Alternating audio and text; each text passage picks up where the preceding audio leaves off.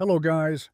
This is Justine, ang inyong kabaro at ang pag-uusapan natin ngayon ay tungkol sa tipid tips ng mga seaman bago sumampa sa barko.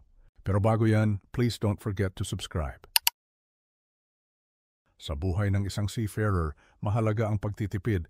Hindi biro ang trabaho, kaya dapat siguraduhin natin na sulit ang bawat sentimo ng pinaghihirapan. Narito ang ilang tipid tips para sa ating mga seafarer. Tip number 1, magdala ng essentials bago sumakay. Sabon, shampoo at gamot. Mas mura ito sa Pilipinas kaysa sa pagbili ng mahal sa ibang bansa.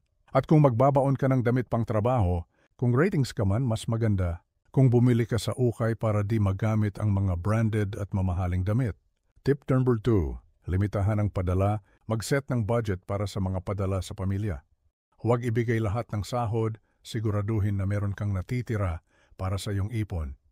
Tip number 3, iwasan ang luho sa port. Iwasan ang mga di-importanteng gastos tulad ng gadgets o luxury items kapag nasa port. Mas mainam na ilan ito para sa mas mahahalagang bagay. Tip number 4, unahin ang savings.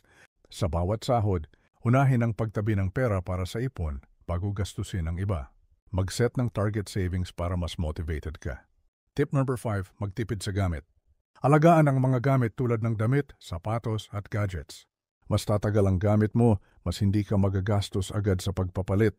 Tip number 6, iwas sa utang. Iwasan ang pangungutang para lang sa mga bagay na hindi importante. Mahirap mag-ipon kung may mga binabayaran pang utang.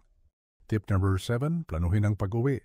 Planuhin ang gastos sa pag-uwi tulad ng pamasahe, pasalubong, at iba pang bayarin. Mag-budget na kaagad para hindi maubos ang ipon mo.